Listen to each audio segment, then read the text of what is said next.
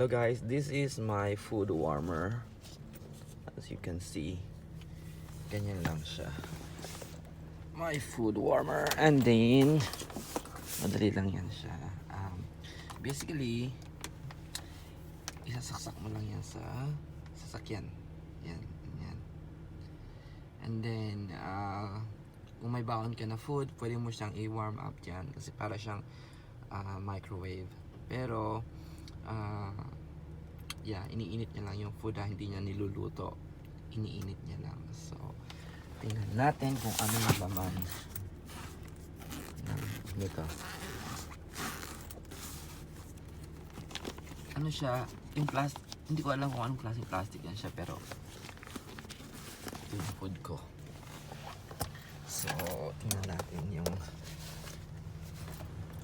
anong laman. Oops, yeah. Yun, mainit siya. Nakikita niyo yung usok-usok.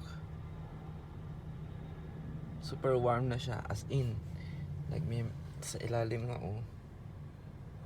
umuusok-usok na siya. Talagang nag-steam siya, Mainit kasi sa loob. So, this can really warm your food so well. So, I'm suggesting this one. I'm recommending this one. For example, magta-travel kayo and you wanna warm up something at least like 20 minutes, warm na yung food mo. So, nabili ko po siya sa Amazon.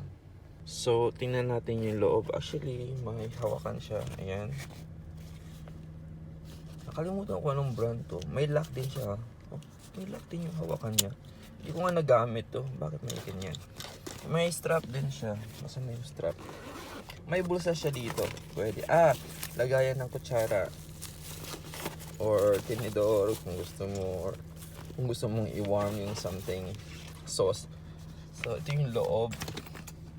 Caution, hot surface. Ano parang pasan yan? Yan. Tapos meron siyang parang induction na plastic. Tingnan nyo natin. Ayun. Parang ganyan siya. May kanin pa sa loob. Kasi ilang beses ko na kasi ito nagamit. Ganyan lang siya. Tapos, ano meron dito? Ayun. Yung wire niya nga, yung cord niya, hindi naman ganun kahaba. Pero, ayan. Parang charger lang din. Yung phone charger. iPhone charger. Yan. So, sasakyan to. So, it takes about around 20 to 40 minutes. Kung gusto mo talagang super mainit, mag 30 minutes ka na nakasaksak siya. So, yun lang. Wala siyang switch, turn on or turn off. Pero, very handy. Tsaka magaan lang siya. As in. Yeah. Matibay. Mag-iisang taon na to. So, sana yung cord nito, hindi lang ganito. Dapat meron din siyang, pangsaksak ba, sa wall. I was hoping na pwede rin sana sa wall. So, baka may nabibili na, na converter na pwede mong gamitin. Tapos, saksak sa wall, diba? Kung meron kayo nun, pwede rin siguro sa wall. Kasi sasakyan, mostly kasi pang travel lang siya.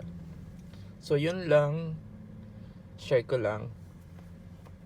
And then, sa Amazon, mahahanap nyo sa portable food microwave. O food warmer.